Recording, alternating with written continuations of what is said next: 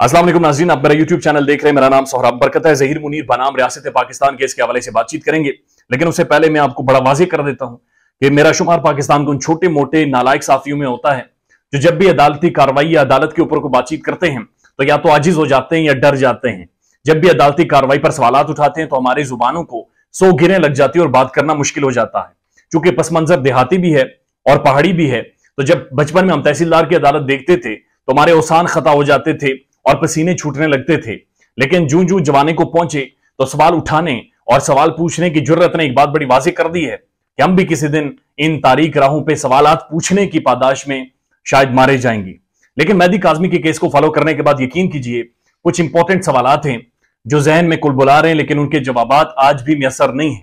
सवाल पूछने से पहले मैं मुद्दाना गुजारिश कर दूं कि चूंकि शुरू में मैं खुद को नालायक मान भी चुका हूं, तसव्वुर भी कर चुका हूं, उससे पहले मैं आपको बड़ी क्लियरली बता दूं कि मुझे नहीं पता कि लाशाऊर के अंधेरे के दरवाजे में से मुझे नहीं पता कि कौन सा दरवाजा शाऊर की दालान में खुलता है। लेकिन मैं शाऊरी तौर पर इस चीज पर वाज़ेह तौर पर कन्विंस हूं कि मेहदी काज़मी या फिर ज़हीर मुनीर बनाम रियासत पाकिस्तान केस एक अनप्रेसिडेंटेड है और इसने पाकिस्तानी मुआशरे के अंदर जो मिडिल क्लास है, लोअर मिडिल क्लास, उनके लिए एक उम्मीद की किरण पैदा कर दी है। और एक छाबड़ी वाला, एक ठेले वाला, एक वो शख्स जो दिहाड़ीदार मजदूर है, वो आज सुबह भी जब भी दरवाजा खोलता है तो पहले इस केस को फॉलो करता है और इस केस को सुनता है। लेकिन इस केस के ऊपर कुछ संजीदा सवालात हैं जो कोर्ट के हवाले से हैं और मैं उनसे पूछना चाहता हूं। लेकिन उससे पहले जो थोड़ा बहुत मैंने दुनिया भर की लॉज को स्टडी करने की कोशिश की, लॉर्ड मैकाले या फिर हमरबी कॉन्स्टिट्यूशन, दुनिया का सबसे बड़ा कॉन्स्टिट्यूशन था बेबीलोनियन एम्पायर, से थोड़ा सा जो पढ़ने की 2-4 किताबें, कुछ एक सफात पढ़ने की कोशिश की, तो एक बात बड़ी वाज़ेह है कि तौहीन अदालत तब लगती है जब आप अदालती अहकामात ना माने। मैं जाती तौर पर समझता हूं कि अल्फाज का हेर फेर या अल्फाज का ऊपर नीचे कभी भी मुंसिफों की तौकीर में कमी नहीं करता, बल्कि मुंसिफों को जो मनसब होता है उसमें मजीद इजाफा करता है। ज़हीर मुनीर बनाम रियासत पाकिस्तान केस के हवाले से मैं पहला सवाल जो पूछना या कम से कम समझना चाहूंगा, जिसका जवाब ऑडियंस भी दे सकती है, वो ये है कि ज़हीर मुनीर को इस बुनियाद पर छोड़ा गया अदालत के सामने से, या मुअज़्ज़ज़ जजेस ने यह फैसला दिया कि आप बाहर जाएं, लेकिन इस गारंटी पर कि आप कोई भी एविडेंस टेम्पर नहीं करेंगे। लेकिन वो मुल्जिम जब अदालत से बाहर निकलता है, बाहर आता है, वो तमाम तर एविडेंस को ना सिर्फ टेम्पर करता है बल्कि मेहदी अली काज़मी को टेलीफोन करके, मैसेजेस करके धमकियां देता है और उसकी बच्ची की, छोटी बच्ची की पिक्चर अपने डीपी के ऊपर लगाकर उसका मुंह चढ़ाता है, उसका खून खुलवाता है और उसे यह चीज बताता है कि कानून आज भी कमजोर है। मैं इन्हीं अदालतों से मैं लेकर आया हूं जमानत, बाहर घूम रहा हूं, लेकिन मैं इनके अहकामात नहीं मानूंगा, जुडिशरी मेरा क्या कर सकती है। यकीन कीजिए मुद्दाना और इंतहाई मोहतात अंदाज के साथ और इस डर के साथ मैं अर्ज करना चाहता हूं कि जनाब आला,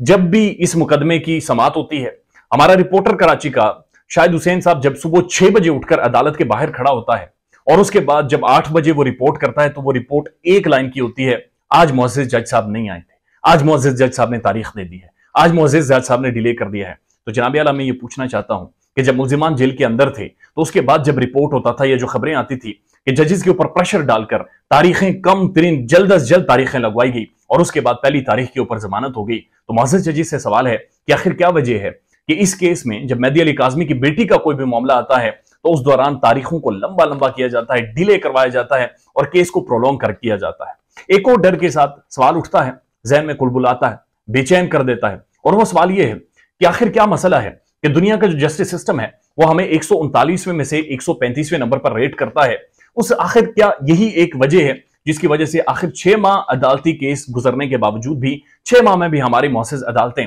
सिर्फ ये फैसला नहीं कर सकी क्या वो बच्ची खुद भागी थी या उस बच्ची को भगाया गया था। और इस सारे प्रोसेस के दौरान जो एक मिडिल क्लास या मेहदी अली काज़मी है, उसके जो वसाइल लगे, उसकी जो दौलत लग रही है, उसके जो पैसे लग रहे हैं, उसका जो सुकून बर्बाद हो रहा है, उसका जो एक पूरा सोसाइटी का प्रेशर वो जो बियर आउट कर रहा है, तो जनाब ये जो डिले है, आखिर क्या वजह है कि 6 माह में सिर्फ ये फैसला नहीं हो सका, ये बात तय नहीं हो सकी, इसका बुनियादी उसूल तय नहीं हो सका कि आखिर किस तरह से ये चीज तय हो पाएगी या किस तरह ये सारी चीजें सामने आएंगी कि मेहदी काज़मी की बेटी भागी थी या उसे भगाया गया था। आखिर क्या वजह है कि 6 माह के बाद भी हम उसी नुक्ते पर खड़े हैं और एक दूसरे को गालम गलोच कर रहे हैं, एक दूसरे की तज़हीक कर रहे हैं। लेकिन आज भी जब हमारे रिपोर्टर अदालत में जाकर पहुंचता है, जर्नलिस्ट वहां पर पहुंचता है, तो एक ही लाइन की खबर होती है, या तो आज अदालतें छुट्टी पर हैं या तो फिर आज अदालतों ने तारीख दे देनी है। मैं जाती तौर पर इस केस को फॉलो करने के बाद या कुछ चीजों को देखने के बाद ये चीज समझता हूं कि अगर इसी तरह मुल्जिमान को आजाद किया गया, रिहा रखा गया और वो एविडेंस को टेम्पर करते रहे और इतना मजबूर कर देंगे मेहदी अली काज़मी को कि out of the court settlement कर लें, शायद साल बाद, 1.5 साल बाद, कि आउट ऑफ द कोर्ट तुम्हारा कुछ नहीं होना, हमारे साथ सेटलमेंट कर लो, और अगर वो out of the court settlement हो जाती है